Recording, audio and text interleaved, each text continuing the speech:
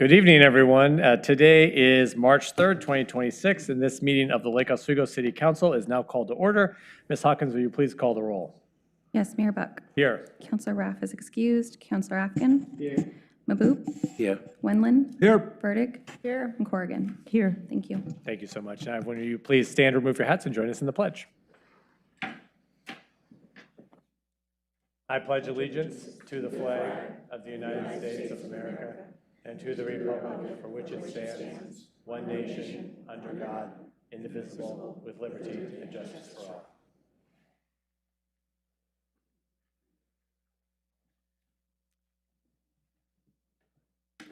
So, folks, today we proclaim the month of March as Disability Awareness Month in the city of Lake Oswego. This year's theme is the power of support, which reminds us that support from family members, caregivers, employers, and the broader community help people with disabilities live full and meaningful lives. We reaffirm our commitment to accessibility, inclusion, and ensuring that everyone has the opportunity to participate fully in our community. And this month, on March 20th, we recognize and celebrate Nowruz, which is the Persian New Year.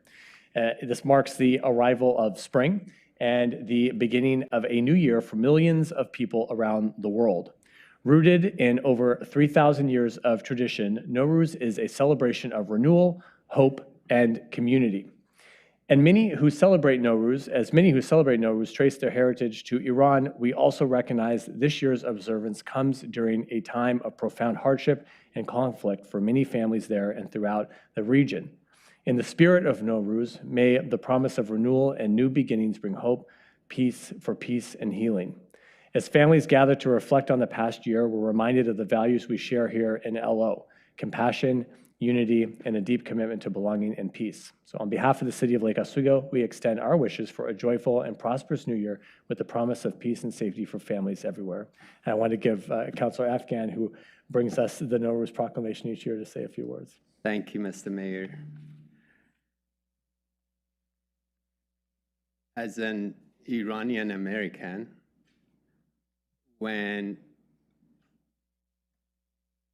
we wish each other a happy new year, for some reason this year feels different. Our Iranian American residences right now are suffering because they have family, they have primary family, secondary family, tertiary family who are under siege right now. And how can you have a happy new year when you have family and relatives who may not be there the next day? So, and that is not just about the Iranian family, that's also true with our Jewish community and Jewish residents and also the Arab communities. So I think the Canadian Prime Minister said, this is now a new world order. I think he meant there are no world order anymore. I'm getting upset and I'm getting emotional. I think I can speak for us, all of us, that we stand against war. We stand against terrorism. We stand against injustice in the world. And certainly we stand against bullying, whether it's in our own backyard in city of Portland, or it is in Middle East or Ukraine. But we stand with the people.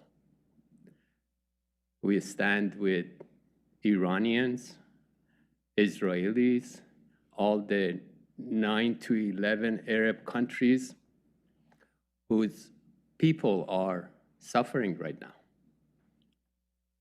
And this proclamation, I thought, needed to have a little more context, at least for today. In Lake Oswego, we have been loud and clear that we value diversity and inclusion. This proclamation is simply for that we recognize all the Iranian Americans, all the Baha'is, all those who celebrate this event as their new year, because our value is to be a welcoming community. And this means we see you. We see you as part of our community. And we have to move this forward. We have to talk about these kind of events and these kind of cultures, because if we don't, not only we are not inclusive, but also those events haven't happened in the history. So yes, this doesn't feel right at this time, but at the same time, it's an event that we have to recognize for diversity and inclusiveness. Thank you, Mr. Mayor. Thank you, Councilor Afghan.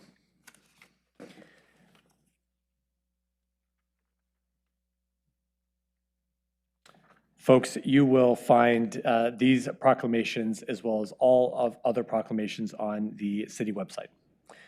We are now going to talk a little bit about this year's Lake Oswego Reads book. And I'm going to invite Nancy Nyland. Please come forward. Nancy is the Library Volunteer and Special Events Coordinator and is going to talk to us about TILT.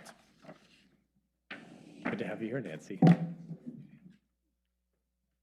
Good evening. Thank you, Mayor Joe. Yes, I'm Nancy Nyland, the Volunteer and Special Events Coordinator at the Lake Oswego Public Library, and it is my absolute pleasure to speak to you tonight about the 20th Annual Lake Oswego Reads Selection, which is TILT by local author Emma Pattee. The theme of the book is post-Cascadia earthquake in Portland and the journey of a young woman, a very pregnant young woman, on her long journey home after the earthquake. We have 40 events in the month of April. Yes, to satisfy many interests all over the city. We were fortunate, the Friends of the Library, through their generous grant, we gave 800 copies of the book, and it's a quick read. So my hope is, because all the books are gone, my hope is that people will read the book and then turn it back in, and we can give more to people on the wait list. So thank you to the Friends for that. Our major focus related to the book as sustainability and disaster preparedness.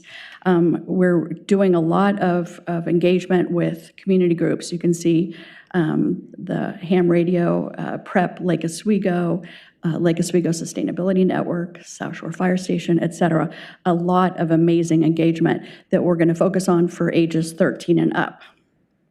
But of course, we'll have lots of fun and engagement for all ages, including Lego Build, Shake, and Explore, things with the Lake Oswego School District, and the Story Walk throughout the month of April at West Waluga Park. Another important element of Lake Oswego Reads is conversations. So we'll have lots of book discussions about not only TILT, but also related books and movies. So there'll be lots of engagement and themes around TILT. We're also going to celebrate, as we always do, local artists and actors. We'll have our annual art show with 20 artists and have incredible presentations and a first time only behind the scenes tour of Lakewood Center for the Arts.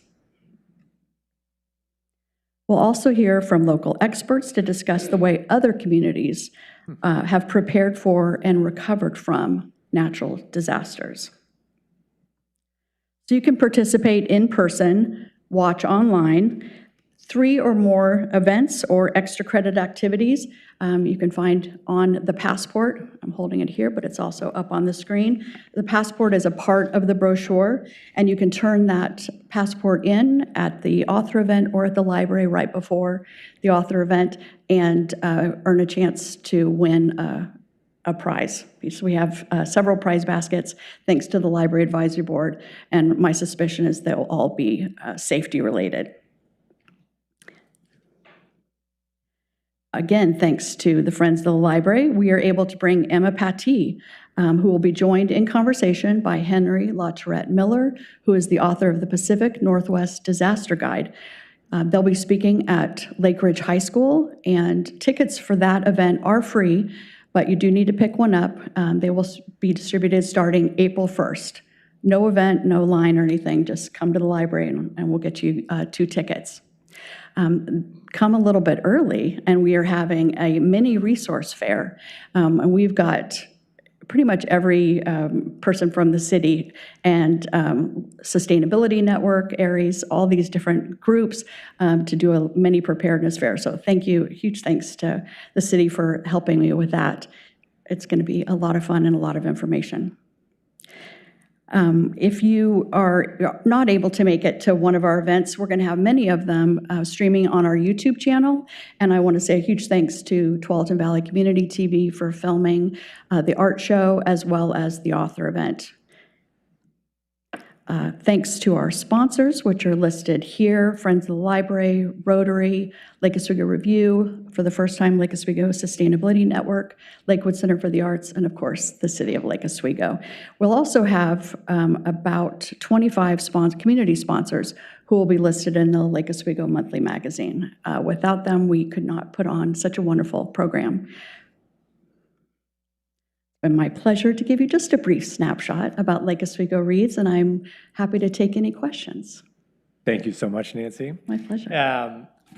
Ever since we did cooking segments, Oh, Reads, we remember Councilor Boop and I had cooked some chicken. And then, now Representative Nguyen, I always think, well, what food could we cook as a part of this particular book? And maybe we make some MREs. The freeze-dries, yeah, the freeze-dried, yeah.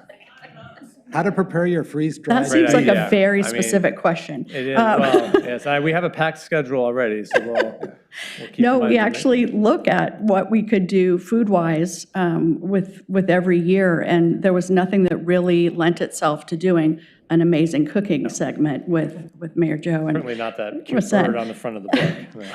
however, we are going to have an event focused on IKEA.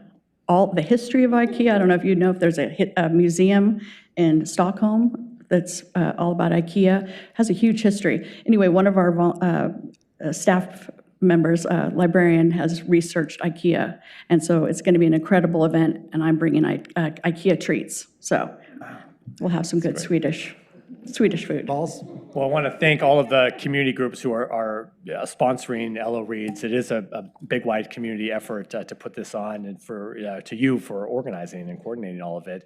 And I would like to remind folks that the Friends of the LO Public Library is a local nonprofit organization, and you can be a member. It's very affordable, and so I recommend that everyone goes to the website and becomes a friend of the LO Public Library, and that contribution goes to help support programs like this as well as other programs in the library. So it's good. Thank you, Joe. Your mother would be very proud of you for saying that. She's in charge of the membership.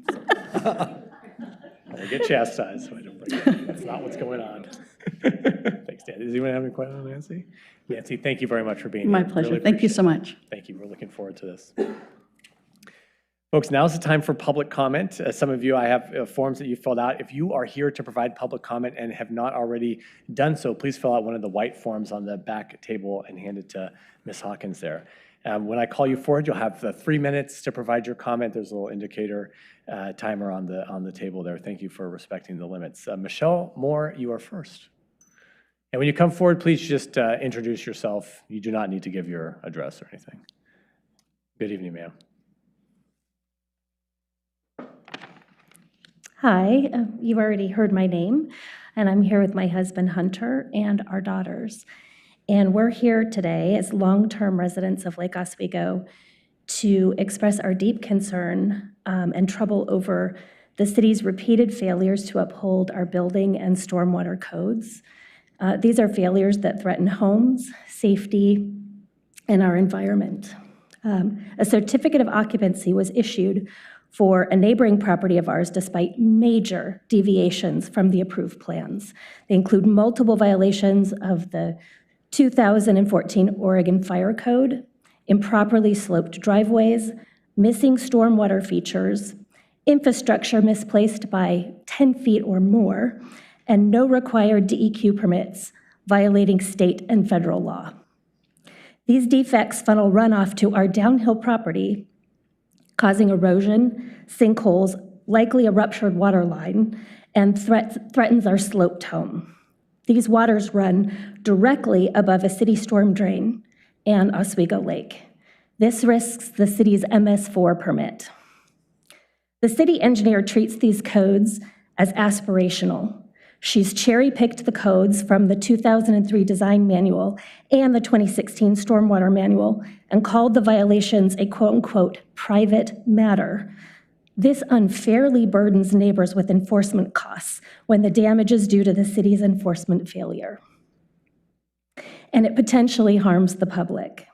We shouldn't have to sue neighbors because the city failed a pre-COA check, or checks in this case, and allows ongoing, very serious violations, deeming damage private and not a public health concern because the water is not draining onto private property owned by Lake Oswego.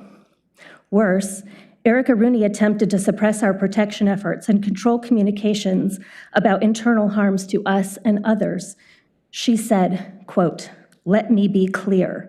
You need to stop emailing various other city staff regarding the stormwater complaints you have about your neighbor's system," unquote. We have done nothing wrong, but it is dangerous for city officials to spend energy silencing voices instead of safeguarding us. She refused the simplest request to educate owners on required stormwater maintenance, leaving them uninformed, believing no issues exist, ultimately shielding the responsible party, which is the builder, Blue Plus Properties, from accountability, which even further harms our neighbors. This inaction erodes trust. How can we believe in a fair government when unequal enforcement suggests favoritism, or worse, and breeds cynicism and division? We deserve transparency, swift enforcement, and accountability. We believe that as many as 16 infrastructure code violations with just this one property. Ms. Moore, thank you. I'm sorry, your time has expired. Thank you very much. And you can turn your comments or email them to us if you have more to go. Yeah, Thank you. You will have Thank you. them. Thank you. Thank you. Stefan Ripson?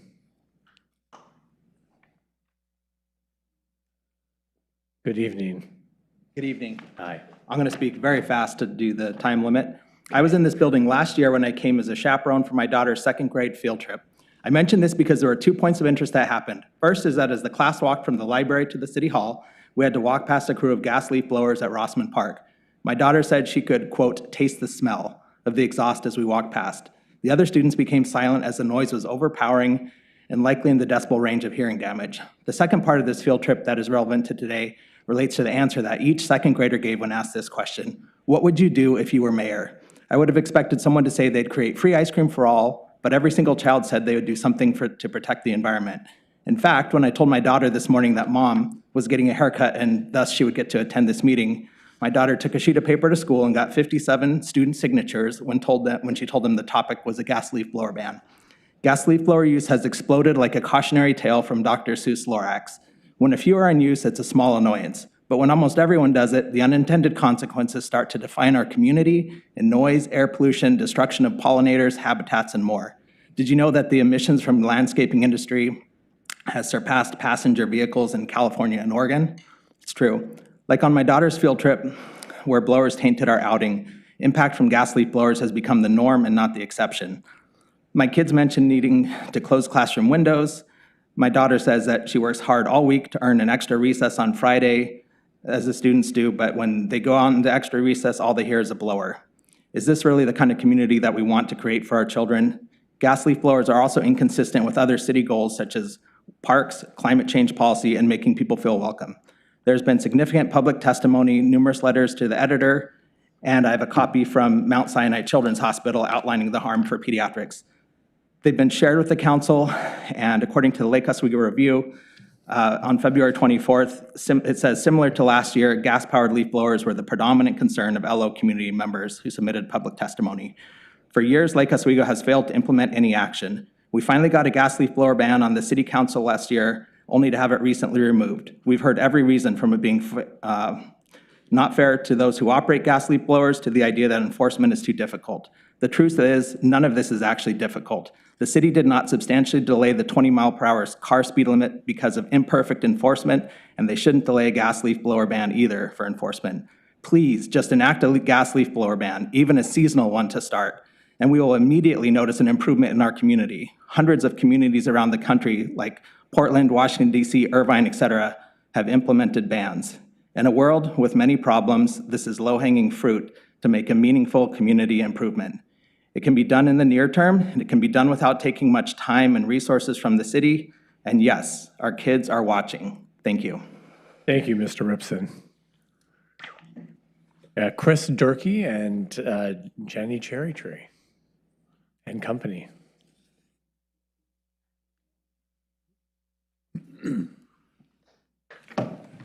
Good evening to you, too.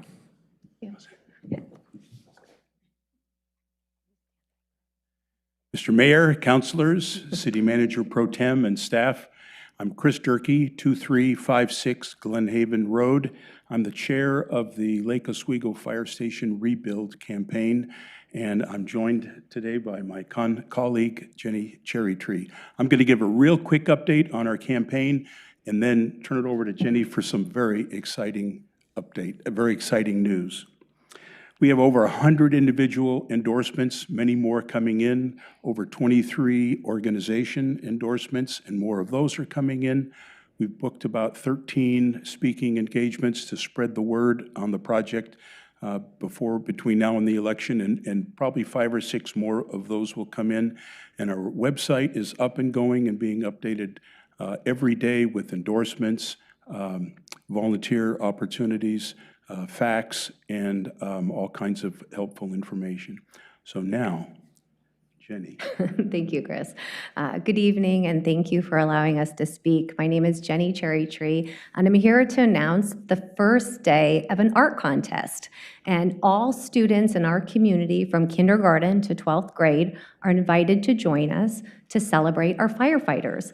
And we think art is a wonderful way to communicate to the public and to tell the stories of our firefighters and to share what we value most about them. And the art contest is here until April 21st, and we invite all students to use their creativity, their imagination, in any way possible to tell how our firefighters protect our community. You can use any type of artwork, crayons, colored pencils, markers, pastels, collages. We're open to all forms of communication through visual arts.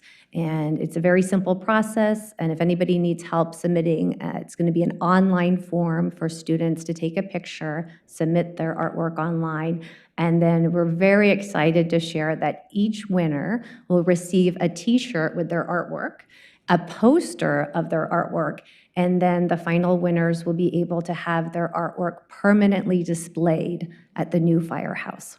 So, fire station, excuse me.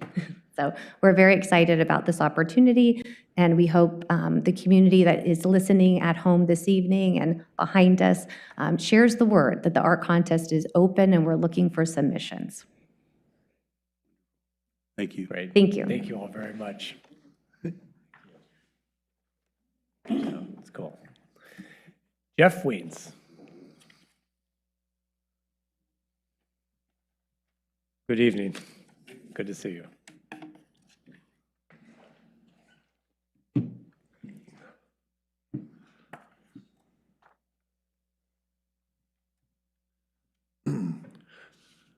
Good evening, Mayor, City Council, and City staff. My name is Jeff Weens. I live in the First Edition neighborhood. I am asking you to please ban gas-powered leaf blowers. The emissions produced by the gas and oil mixture of the two-stroke engines is really bad. It's way worse than the emissions from cars because cars are not burning oil. The fumes are a known carcinogen. They can cause cancer. Everybody in this room has been touched by cancer in some way. A family member, a relative, a neighbor. It's awful. Every time we breathe in, the alveoli in our lungs allows the oxygen to enter our blood and is pumped throughout to every organ in our body. And the carbon dioxide is removed and exhaled. This is called profusion. It happens every time we breathe. When contaminated toxic fumes is breathed in, it mixes with the oxygen and is pumped throughout our body with every breath we take. Nobody knows what triggers cancer, but pumping a carcinogen throughout our body with every breath we take can't be a good thing. This is why cigarettes and secondhand smoke were banned. How many people died from cancer from cigarettes that they didn't even smoke? Gardeners are using gas leaf blowers in every neighborhood in this city, which is putting the citizens and landscapers in this community at risk. Think of the hundreds of gas leaf blowers that are being used in every neighborhood. This is a critical public health issue. You have the ability to prevent this by banning them. Since Portland now has a ban, the same landscapers are using electric blowers in Portland and gas blowers in Lake Oswego. The earlier you announce a ban in LO, the more time it gives landscaping companies to prepare. Recent polls and community input show that the majority of the LO residents want the city to phase out gas-powered leaf blowers due to significant air and noise pollution.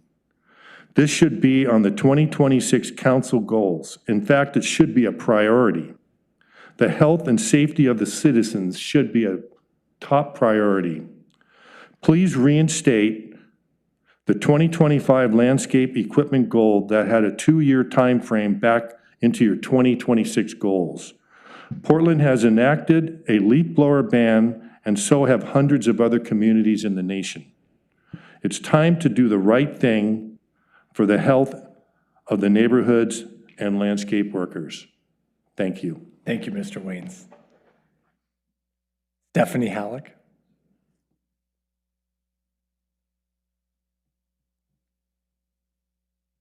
Hi, good evening. Evening. Good evening, Mayor Buck and members of the council. I'm Stephanie Halleck, a citizen of Lake Oswego and president of the board of the Friends of Lusher Farm. And I'm here to comment on agenda item 8.1, your 2026 goals and initiatives. But before I do, I would just like to thank Councilor Afghan for your comments. We are all citizens of the world. As you know from previous comments by me on behalf of the Friends of Lusher Farm a couple of weeks ago, the city is poised to submit a land use application to Clackamas County, which, if approved, will make legal the recreational activities at Lusher, which have been illegal for many years under the current exclusive farm use zoning. If Clackamas County does not take action, almost all the recreational activity at Lusher, on Lusher properties must cease. We're disappointed that you did not include land use changes at Lusher as a priority in your 2026 goals, when those changes are essential to the recreational future of the farm. You only have one priority under your goal to invest in parks, natural areas, and recreation. Surely you have room for one more. One more when our parks and natural areas are so important to the community of Lake Oswego and the future of Lusher Farm Park is at stake. I urge you to consider adding that priority to that goal. Thank you. Thank you, Ms. Halleck. And Mark Pullman.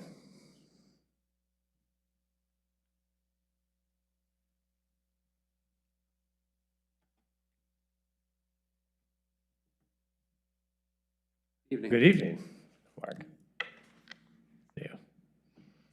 My name is Mark Pullman. I am a resident of Lake Oswego and also a member of the Lake Oswego Sustainability Network. I currently reside on the board. The LOSN, or Lake Oswego Sustainability Network, is asking you to seriously consider reinstating the 25-26 goal to phase out gas-powered landscape equipment. It's very rare that the council drops a multi-year goal. LOSN is deeply disappointed that the council abruptly removed this goal in its current state. Understanding that this year is a year of transition for the city with many high-profile positions turning over, we pledge, LOSN pledges to work collaboratively with the council and with the Sustainability Advisory Board to submit to the council for consideration a plan to transition away from gas-powered landscape equipment. We know that the council goal sets direction for staff work plans, and removing the goal sends a clear message that this is not a priority for both the community or staff. I'm sure this was not the intent of the council, but it is the effect. We have worked with the city on many sustainability projects. With the collaboration of LOSN, SAB, and the council, we can get this life-saving project accomplished through the next year. Please reinstate the gas-powered landscape equipment goal and allow us to move forward with staff support and direction. Do this for our children, our grandchildren, and the elderly of our community. Thank you. Thank you, Mark. Appreciate it. Folks, is there anyone else who would like to provide public comment and not sign up? Okay. All right. Thank you, everyone, for your comments. Next on the agenda is the consent agenda. We have 2 items on the consent agenda. We have approval of meeting minutes from January 6th and 20th, 2026, as well as Resolution 26-12, which approves a facility use agreement with the Lake Oswego School District regarding Oak Creek Elementary School and Lake Ridge Tennis Courts. Is there a motion to adopt the consent agenda? Move to adopt the consent agenda. Second. All right, motion was made by Councilor Afghan and seconded by Councilor Corrigan. All those in favor say aye. Aye. Aye. Any opposed? Well, that passes, okay. 6-0. In an unusual thing, can I Yes. make a comment? Oh, I of didn't course. want to take it off the consent agenda, Oh. but on the agreement, which I fully support, I do think that we need to look at facility use agreements and charging government entities back and forth for uses of facilities. I feel that the taxpayer pays the bills. We have supported literally almost $500 million of school bonds to get facilities in. And for the taxpayer to pay a fee for the use of facilities to another entity, it just starts to rub me wrong, because we're basically charging our community taxes to pay for the facilities and then use fees that maybe don't have to be there. So my only thing is that as time goes on, maybe we could look at a reciprocal agreement that would be a little bit more, you know, and I get there's costs to facilities, but I just look out at our community and we are blessed that they have been supportive of so many asks that we make for finances. And I think we should give them a little bit of help so that their fees aren't so high. Because especially this particular request is Parks and Rec program that is supporting the kids in our community, which they're using the facilities at a school. So anyway, that's just, as a former school board member and a city councilor, I want to speak for both sides, that we need to get along and look out for our constituents. So anyway. Thank you for those comments, Councilor Wilden. Are you suggesting we add that as a goal? What? No, we're not, we can't talk about it now, but we'll. No, yeah, thank you for but bringing that's- it up. Thank you. No, I agree with you.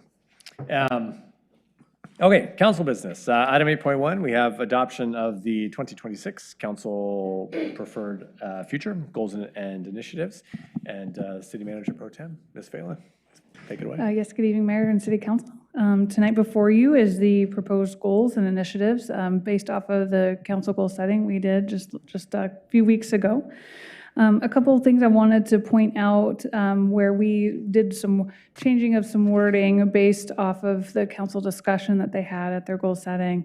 Looking at, for example, the first one, the first bullet under the attract and support a diverse population where people have civic agency, the opportunity to thrive, and equitable access to city services. Based on the discussion council had about that first particular initiative, we added the words advocate for, which was a change from the original goal, so wanted to point that out. Moving to the second page under strengthen public trust in the city, we did add language under the second bullet regarding prioritizing west side of town and urban renewal funding options for the modern library facility.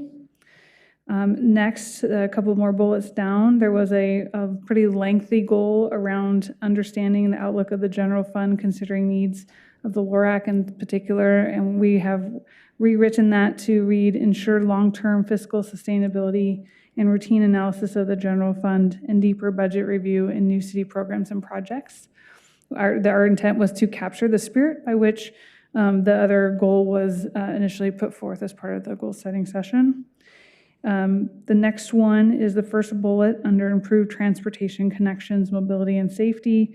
There was a goal initiative submitted about steady ways to improve transit access. We rewrote that as well to say advocate for accessible and affordable public transit services in Lake Oswego, including working with regional partners to further study options and opportunities for improved services. And then last but not least, under the very last bullet of the last overarching goal, plan for change and growth, we added Lake Oswego in front of housing production strategy.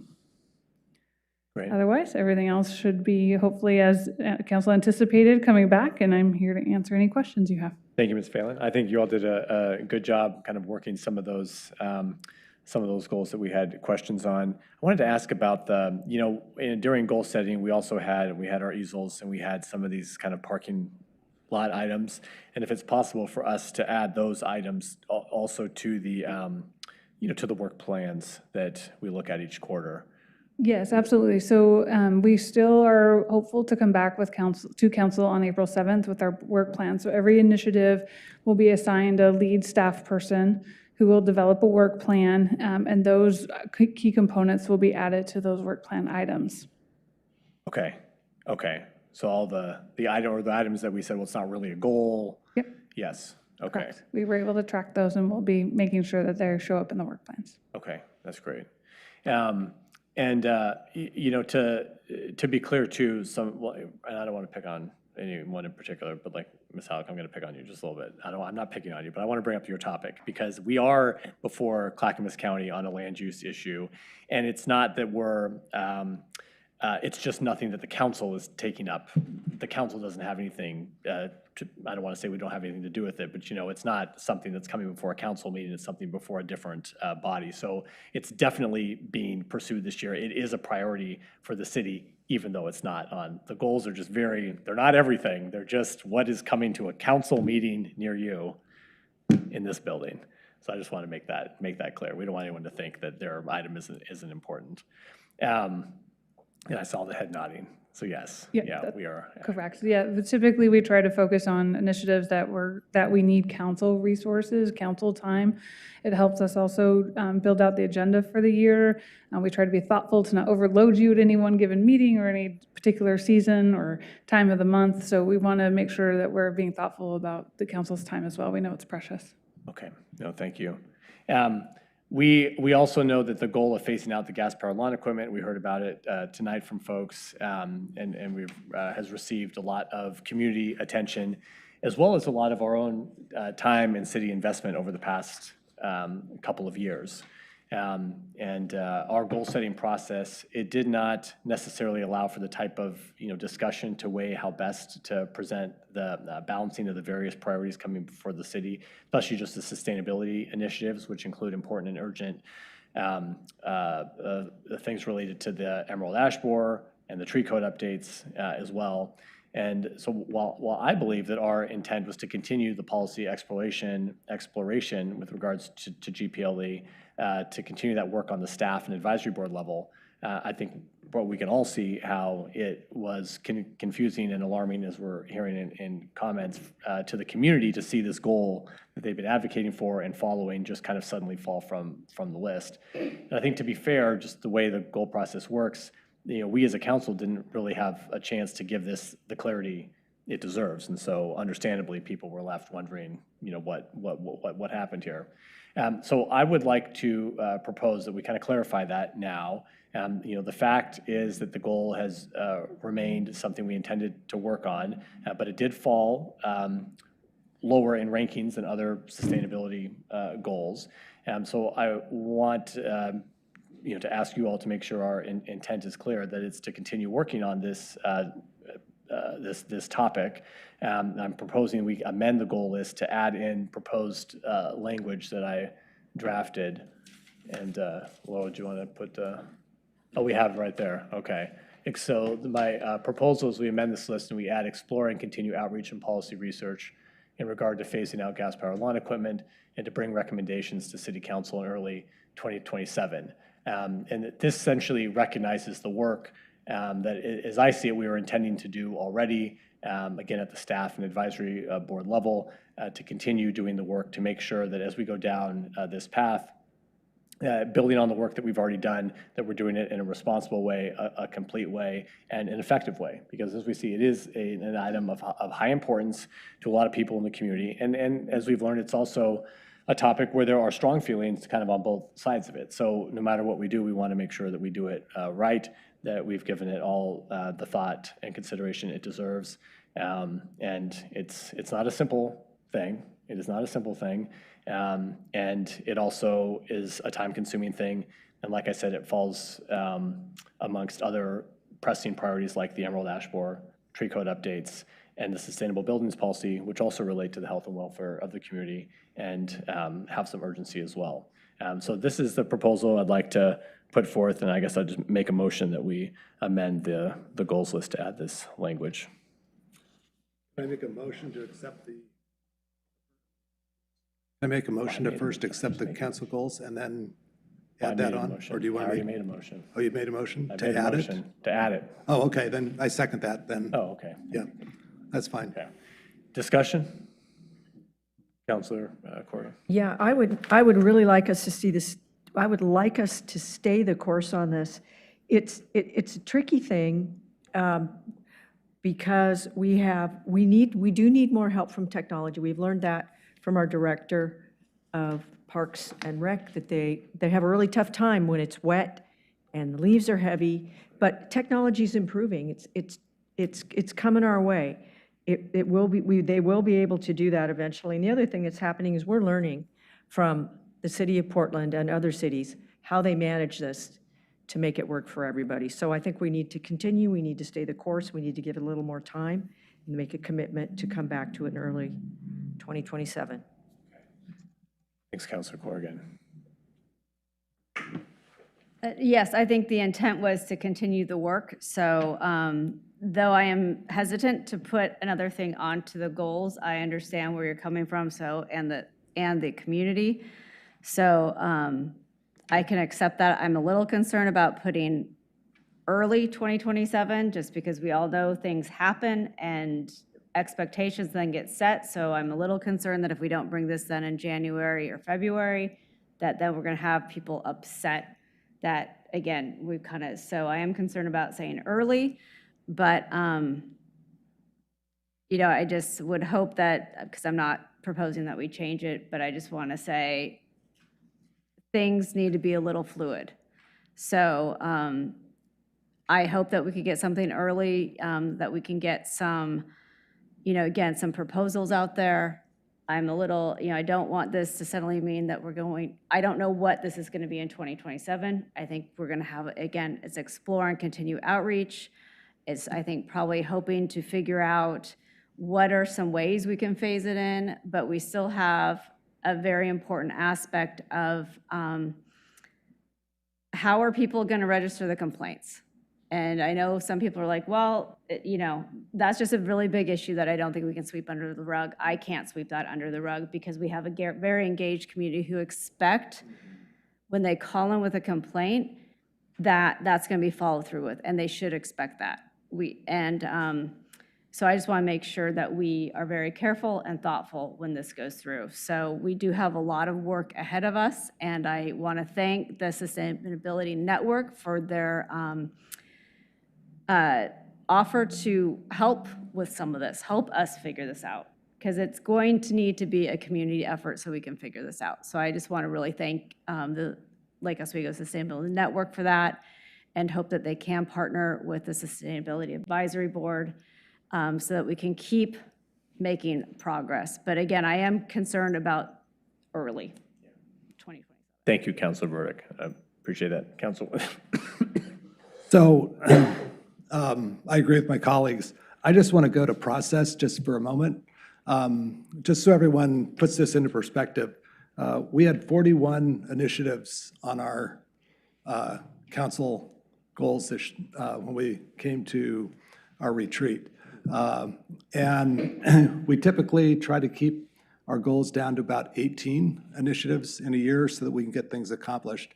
And I think that's one of the things that Lake Oswego is very good at is we set ourselves up for success. We try to manage the inbox so that we can have a productive outbox. And while I support this for all the reasons that my colleagues have said, I do want to tell you that this list that we have is a lot of work for this coming year. And I want to put it into perspective that we took off over half the initiatives that people want. So while this group or that group or this group or that group is maybe not here today advocating for their initiatives, there's a lot of input that we have received on a lot of great topics that are all wonderful for the city. And I would say that after the review of all the goals that were submitted, I could have supported putting almost every one of them on our list to do, but we wouldn't have got them done. And that would be a poor reflection on the city and a really poor reflection on the city council for saying you're over-promising and under-delivering. And I would rather under-promise and over-deliver on our goals. And so while this is being added in, the fairness of how we determined and knocked off other really good goals was a very fair way that we do every year, where we all vote and we have a statistical magic computer that comes out with a score. And the score basically ranks where everything is. And I'm not saying that one is absolutely higher than the other, but I will say that this is my 8th session of doing it. This council was as aligned as I've ever have seen it in my 8 years of supporting the goals that we came out with. And it's not that we didn't think all the other goals were super important, but we had to make decisions, and we had to be the bearer of bad news in some ways, that some initiatives just were not going to be put on the list, and they'll wait maybe till next year or the following year. So anyway, I just want to say we have a very fair process. I support this as an exception because it was kind of in process. It didn't cut the list. We had to make hard decisions to say, we actually went to 20. I think there's 20 or 21. 21. We're 3 over already, and now this is 22. So it's beyond my comfort zone. I think we have a fabulous staff. We have an exceptional city operation here that gets things done. But I'm also going to be upfront with everybody to say we're maxing out the system right now. So if you're a goal that just got added, be patient, and we will try to get through it. But just know that we have to limit how much we put into the hopper so that we can get good results out. So anyway, it's a great list. Folks, we have a lot of wonderful projects on here. I'm super excited for the next year to see what we get done. And I'm hoping that some of these that we can finally take off the list, that they're complete, and that we can add more. So anyway. You personally sacrificed the speed camera goal, so I just want to thank you. You're quite welcome. And I It was did, tough. and I did have a goal that I wanted a 10-mile-an-hour speed limit in Yes, Lake I know. Oswego, but that did not get. No one goes slower than That did you. not get That's- any support, so, anyway. Thank you, Councilor Weathernote, appreciate that. Councilor Wu. Yes, yeah, we sacrificed cameras and also and all my goals. For you not to all, I had 3 goals. All of them were voted out At the bottom, I think. at the bottom. Yeah. But this one was one among them, the GPLE. So that's why I supported. It was my first goal, and I had a goal to ban cars in downtown Lake Oswego on weekends, and it was voted out. So, but then I will settle with having the GPLE, and thank you, Mr. Mayor. I think one of these way of being a great leader is listening to your community, and John said it last time, all the goals, if the grading was 35, 35, 35, it was amazing. I was unhappy. I left very angry that day because, yeah, Laura knows. But that's how, it's the process, you know, it's how it works. It's, you know, we are a very great council, very, you know, in tune, you know, we don't agree every time, but most of the time we do the right thing. I think this is the right thing to do. And something I always remember, and that's why I don't want John to leave soon, is like when you talk about the greens, like the green zone. Those are, you know, around the world, there's some green, blue zone, blue. The blue zones, like in Italy, in where people live longer. I think if you want Lake Oswego to be a blue zone, the GPLE is something to ban, big time. So, Mr. Mayor, I am so happy that I think early 27 is great. I think we should have banned it now, but it's safe to say that let's see what Portland is going to give us. But a year with Portland banning it, we'll have a great idea of how it's working. So thank you very much. Yeah. Thank you, Councilor Wu. Councilor Afghan. I think you may remember that at the end of the goal setting, I said, I'm disappointed because this didn't make the list, but I respect the process. And the process was fair and equitable, so that's that. Having said that, in 2025, we made a commitment to our community, and we said 2 years from now, and I remember we discussed this. We went back and forth. Is it at the beginning of the 2 years? Is it at the end of the 2 years? We said 2 years. And also, when the survey results came back, more than 50% of the residents said, we want this to happen. And 30% of the input to the goal setting was the same thing. So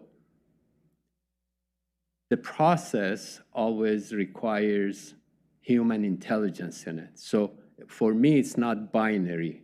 Made it, didn't make it, made it, didn't make it. We always have to go back and say, does this make sense?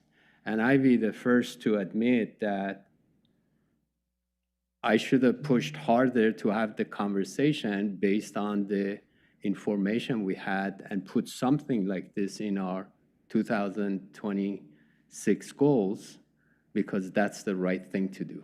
And when we talk about safety and security of our residents, this is definitely up there for me. I also want to recognize the LOSN, especially with their strategy. I was expecting them to come in tonight and start swinging, but instead they came out and they said, we pledge to collaborate, cooperate, and make this happen. And I really appreciate that type of attitude.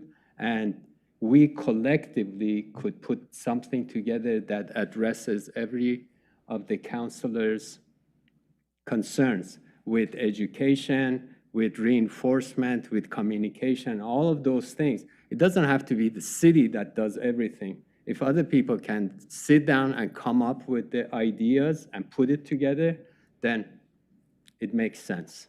So I'm on board. Thank you, Councilor Afghan. Yes, want to just recognize our department heads, the board and commission members, and the community at large for all the input they gave into these goals. Our work for the year ahead reflects both critical long-term infrastructure, like the wastewater treatment plant and redevelopment projects in the urban renewal areas, as well as proactive work, such as on the Emerald Ash Borer, and also goals that promote a high quality of life, safety, and a welcoming and inclusive community. I appreciate this council recognizing that often government needs to put efforts into items that don't necessarily impact the masses, but they may strengthen our community and demonstrate our commitment to ensuring that government looks out for those most on the margins. And we see goals as well that work towards those ends reflected here, which is great.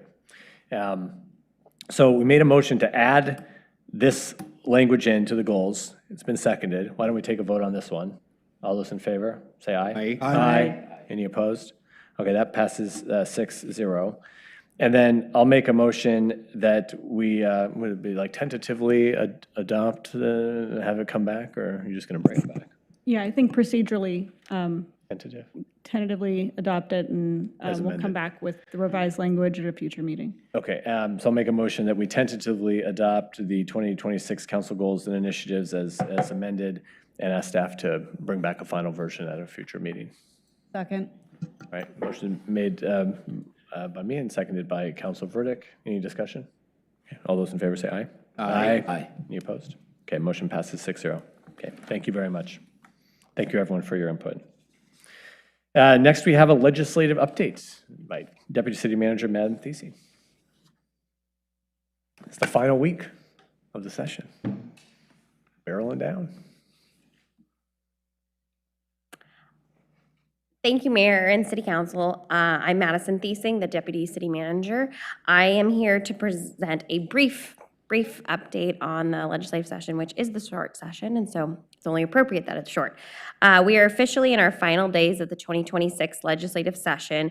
The constitutional deadline for this session is this Sunday, March 8th. For a reminder, short session is only 35 days, so very few bills are introduced. They move very, very quickly through, basically 1 week timelines for almost every checkpoint.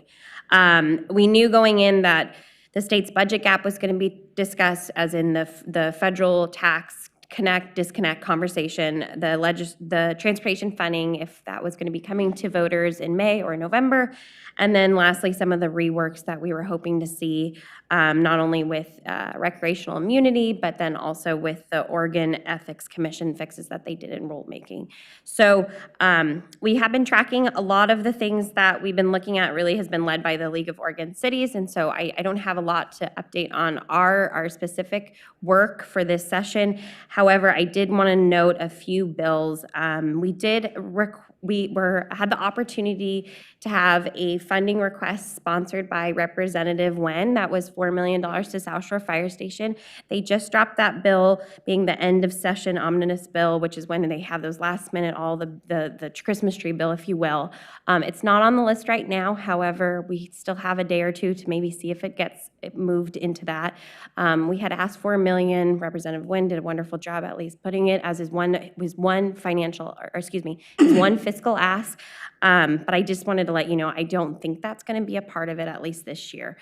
Another one I just wanted to briefly touch on is the Oregon federal tax disconnect. With those changes, the state will be preserving about $30 million, which does help with the state's budget. And then the last thing I do want to mention is the gas tax right now the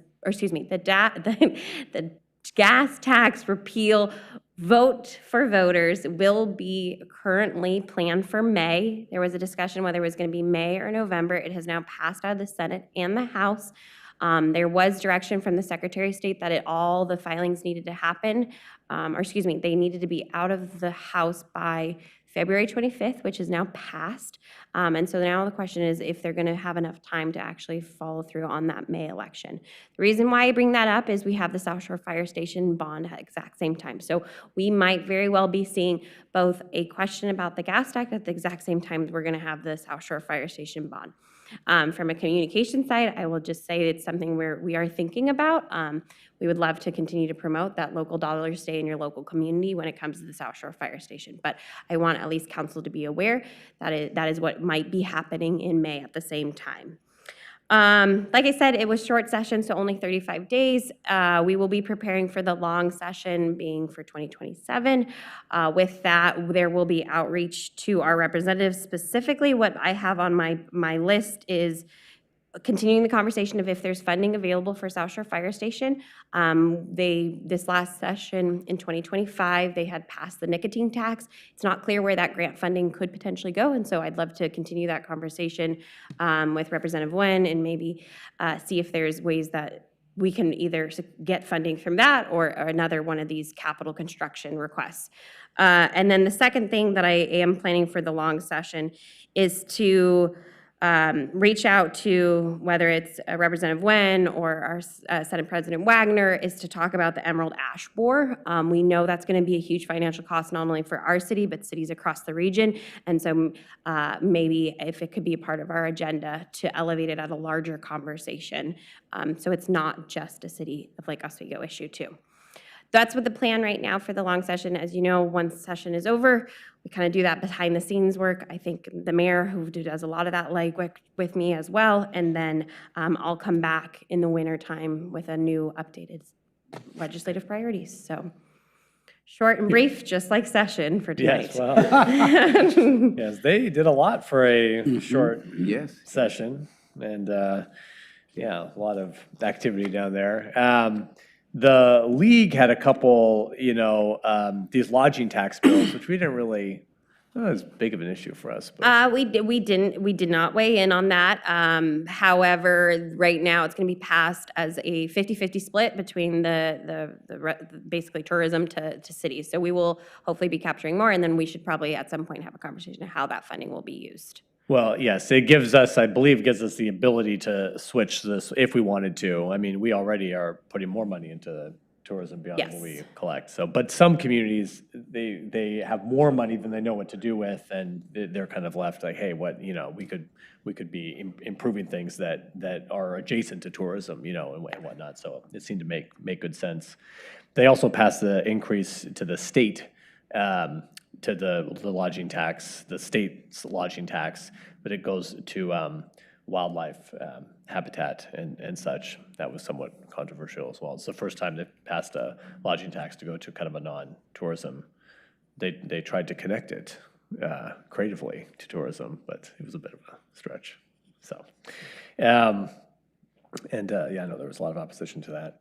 And then did all of the OGEC, do you know, did they all pass? I thought there was still the clarification on that.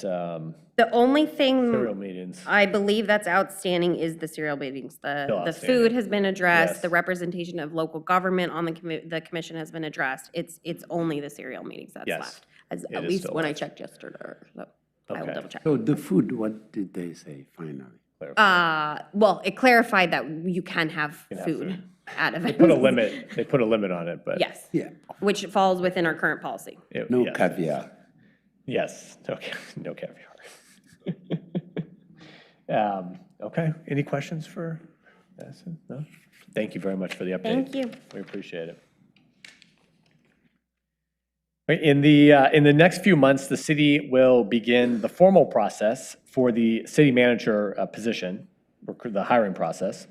At a future city council meeting, we expect to adopt the standards and procedures to be used for the recruitment and selection of a city manager. In the meantime, the Lake Oswego City Charter authorizes the mayor to appoint a city manager pro tem with the advice and consent of councilors. An interim or city manager pro tem may serve for a 6-month period, and to ensure stability has more limited hire fire capability than a typical city manager, but otherwise fulfills all the typical duties. As I've stated before, we have an extremely competent and dedicated executive team within the city, but it is a team that is already stretched in duties. While they have the knowledge, experience, and skills to perform city manager role, just the capacity is not there. And my goal in bringing forth an interim candidate is to provide the team with the leadership, resources, and management support they need to continue being the exceptional team that they are. With that, I would like to invite Lynn Peterson to please come forward. Lynn is no stranger to Lake Oswego.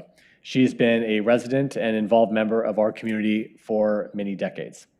When Lynn and I first talked about her taking this position, she was only agreed to do it, to be considered, because of how much she cares about our city and because her skills, relationships, and action-oriented pragmatism are directly aligned with many of our priorities and the ethos of our entire city team.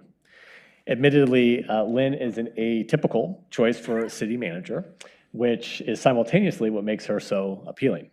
She comes from outside the typical city manager realm, which means she's coming in with a fresh and well-rounded perspective. She brings an incredibly deep history of work in both an elected and administrative capacity, including getting her start on this very city council. I know Lynn and I trust her, and I am excited to have her here tonight. So Lynn, welcome to the Lake Oswego City Council. It's great to have you here, and please introduce yourself and tell us about what you hope to bring to this position. Oh, thank you. Good evening, Mayor, council members, and Team Lake Oswego. My name is Lynn Peterson. I am honored to be nominated by the mayor for the position of City Manager Pro Tem. The mayor gave you a bit of an introduction to my background, but let me take no more than a couple minutes to expand on that and my management style. I have lived in First Edition for 30 years now. And seen a great deal of positive and lasting changes to our city.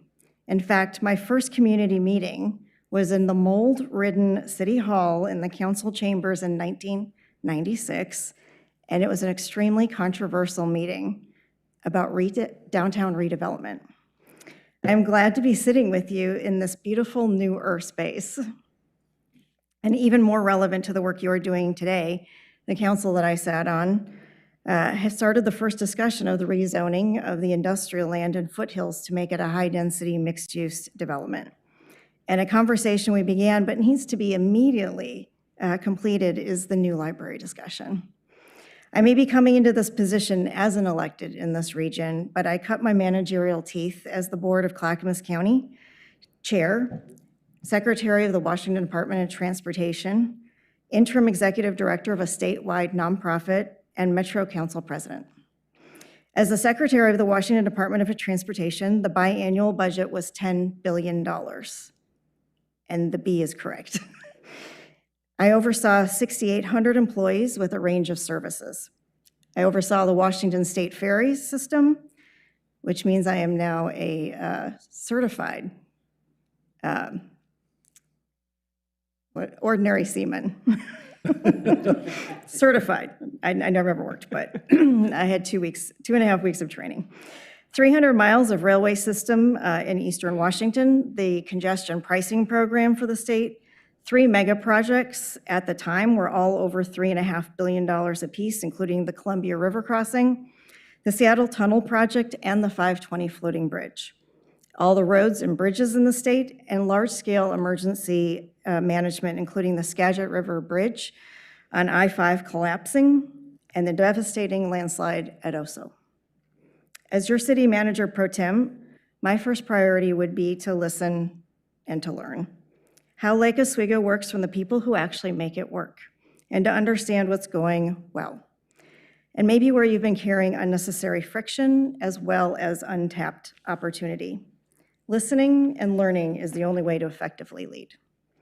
My personal motto is GSD, get stuff done. I think we all feel better when we work together to complete a task that will help the community achieve its goals, rather than planning to plan. And your 22 goals are a really great start. Your goals are my goals. My leadership philosophy is pretty simple. I believe in yes and as a working environment, respect for professional expertise, residents and business owners' lived experience, and elected officials, clear priorities, expectations, and follow-through, transparency and trust, no surprises, a safe workplace where people can do their best without unnecessary fear or drama, and no call too small, which my city manager at the time, Doug Schmitz, taught me. If approved, I'll be meeting with employees, spending time in the field, re-upping my membership to the Chamber and Rotary, and now the Friends of the Library, and having honest conversations with department directors and staff. Those conversations are about understanding and building a shared path forward. I'm honored to be considered as the pro tem and will do my very best to serve you and this community. Just to be very transparent, my intent is to put my name in to be considered for your next city manager past this fall through the search process. So thank you again for your stewardship of this very special place, and I would be happy to answer any questions. Thank you very much, Lynn. Colleagues, questions for Lynn? No questions? No one has questions? Happy you're here. Yeah. Yeah. Okay. Is there a consensus for the city to negotiate a contract with Lynn and bring it back? That would be the next step. Yes? Yes. Yes. Okay. Well, Lynn, thank you for stepping forward. Like I said, we have a long relationship, and I appreciate, at the regional level, I have just seen Lynn in action, really working with so many different, when you think about the region, all the cities of the region, how diverse we are in perspectives and needs, and Lynn's most recent role as Metro Council President, she has had to balance a lot, and I have seen her do that really effectively, always very compassionately, yet, with a firm hand, and always a steady eye on what the goal is. And it's no easy task, and we think our share of different interests in LO, but it's very it's just so wide, and I've been impressed with the way that Lynn operates with her calm demeanor and her smarts, and just the way that the kind of, I don't want to say like the future thinking. Lynn is a creative thinker. You're a creative thinker, and always thinking of new ways to do things better. And I think it fits well with our team here at the city and with the city council, also always thinking creatively. How can we be doing things better? How can we be doing them differently? Not just always the same old. And I think you'll be a great fit here in this position. Thank you. Excellent. Thank you. Councilor Afghan. Mr. Mayor, I don't know how we found her, but we're certainly lucky. I had an opportunity to look at her CV and did some Googling, and certainly we are fortunate to have her, and especially with the network that she has across the other agency and other government. It's definitely something that from my perspective, I think this is the third time I say we're lucky. We're also lucky to have an engineer running the city, which could not be any better than that. So thank you for finding her, and I'm all on board with that. Thanks, Councilor Afghan. So our plan is to, we will put a contract together with Lynn, and then with the city recorder, we'll call. This council does not meet again until the end of this month, so most likely we'll be calling a special meeting then to approve the contract and start date for Lynn. So thank you, Lynn. Well, thank you. Oh, yes. I'm looking forward to it. So am I. But I would really like to take a moment and thank our pro tem, Ms. Phelan. She's done an extraordinary job. Yep. Still doing it. Still doing it. I'm still doing it, but you really made it work for us and for me personally, and I appreciate it. Thank you, Councilor. Thank you, Megan. Yeah. Okay. Thank you very much, Lynn. Thank you. Thank you. Look forward to working with you. Information from council? Okay, I have information. Just a reminder to everyone, Councilor Raff, who's not here tonight, his resignation has been widely announced. It will be effective April 1st, and I want to take the time, of course, to thank Aaron for his service, and we will have a more formal recognition at the March 31st meeting, which will be his last meeting. In accordance with city charter procedures, we, the city council, will fill the vacancy this spring through an application process, with the appointee serving through January 1st, 2027, so for the remainder of this calendar year. The remaining 2 years of Councilor Raff's term will be filled by the public in the November 2026 election process. I have worked with staff to outline a proposed process. During the March 31st meeting, that's our next regular meeting, we will review the timeline, interview process, and set evaluation criteria. Staff will then return during the April 7th meeting for council approval of the evaluation process with the goal of launching the application process soon after. We plan on conducting the interviews beginning in May. I want to remind everyone that the board and commission recruitment is now open as well, and we'll be wrapping up those board interviews during the same time applications will be open for the council vacancy. So does that proposed process seem good to you all? Okay. Good.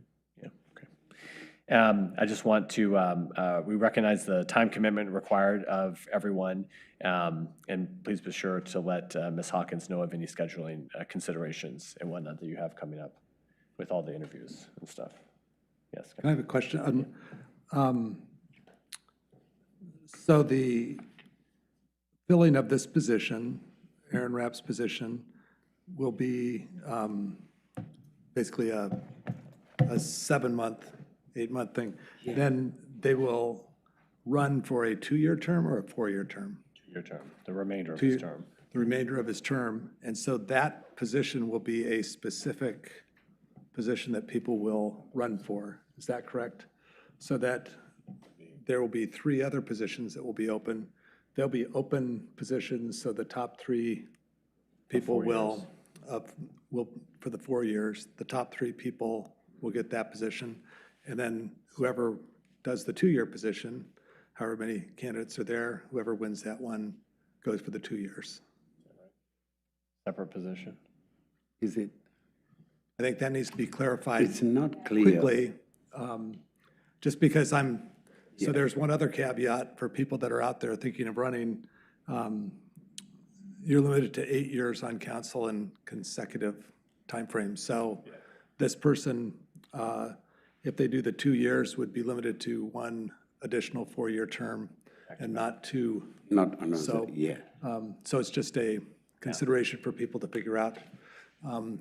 Election strategy. We will definitely know more about the general election process soon. But for the appointment process, this is an interview and appointment in May. Right. I don't know if we've had a on the ballot vacancy. Yeah, I don't think I don't really remember one. After the 2 years, yeah. Well, be interesting. Yeah, maybe it just goes to 4th place. So, yeah, 4th. I don't know. Okay, any other announcements, Councilor Afkin? The municipal grant process has, the second half has started. The application deadline was last Friday, and Councilor Corrigan and I, with the staff, are reviewing the applications, and next week we're going to look at the results and come back to the City Council with our recommendations soon. Great. Thank you, and Councilor Corrigan, for serving on that committee. Appreciate it. I just wanted to do a shout out to the AAPI Club of Lake Ridge, as well as our library. They worked together to do a fantastic Lunar New Year event this year. So it was a lot of fun. It's the year of the fire horse, which I thought was really cool. But they just did a fantastic job, and I'm really glad to see us partnering on these events, and I hope we can continue to do so. All right, Megan? No? Okay. With that, we are adjourned. Thank you, everyone.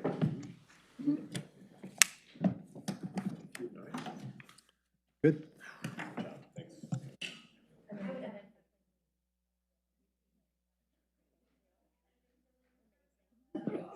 I'm so sorry.